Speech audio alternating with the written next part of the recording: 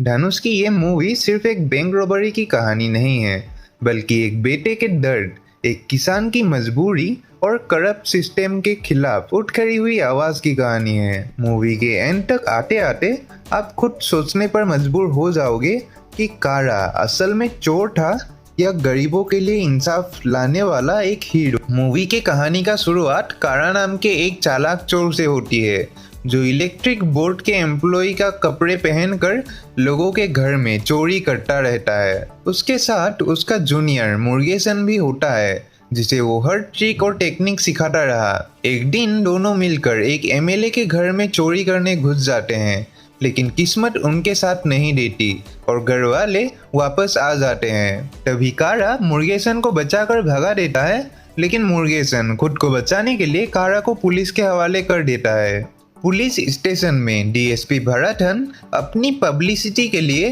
कारा पर झूठे आरोप लगाने की कोशिश करता है, लेकिन कारा इन सबसे 2 कदम आगे निकलता है और पुलिस स्टेशन में शॉर्ट सर्किट करके भरथन को पीट कर वहां से भाग निकलता है। उस दिन के बाद कारा फैसला कर लेता है कि अब वो ईमानदारी से जिंदगी जिएगा और अपनी पत्नी सैली के साथ एक नई शुरुआत करेगा।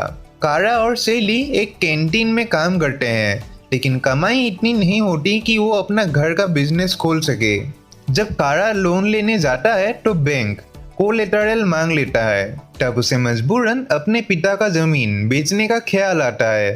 कारा का बाप एक ईमानदार और मेहनती किसान था। उसने फसल बढ़ाने के लिए ट्रैक्टर खरीदने के लिए जमीन गिरवी रखी थी, लेकिन गल्फ वॉर के बाद डीजल के दाम इतने बढ़ गए कि वो लोन चुका ही नहीं पाया। ऊपर से बैंक का ब्याज लगातार बढ़ता गया और धीरे धीरे पूरी जमीन बैंक के कब्जे में जाने लगी।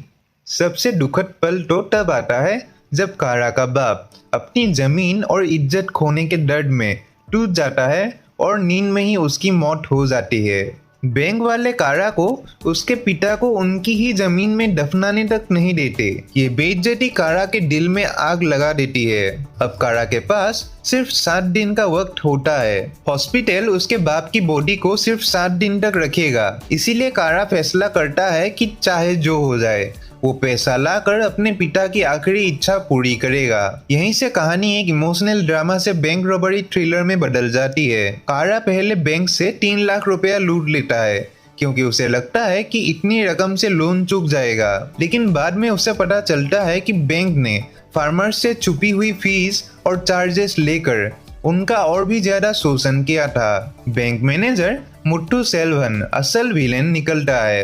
वो फार्मर्स को लोन के जाल में फंसाकर उनकी जमीनें हड़प रहा होता है।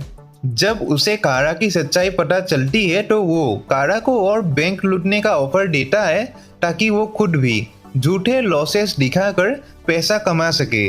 अब कारा सिर्फ अपने पिता के लिए नहीं, बल्कि पूरे गांव के किसानों के लिए लड़ने लगता है। दूसरी तरफ डीएसपी भरथन कारा को पकड़ने के लिए पूरी पुलिस फोर्स लगा देता है, लेकिन कारा हर बार पुलिस को चकमा दे देता है।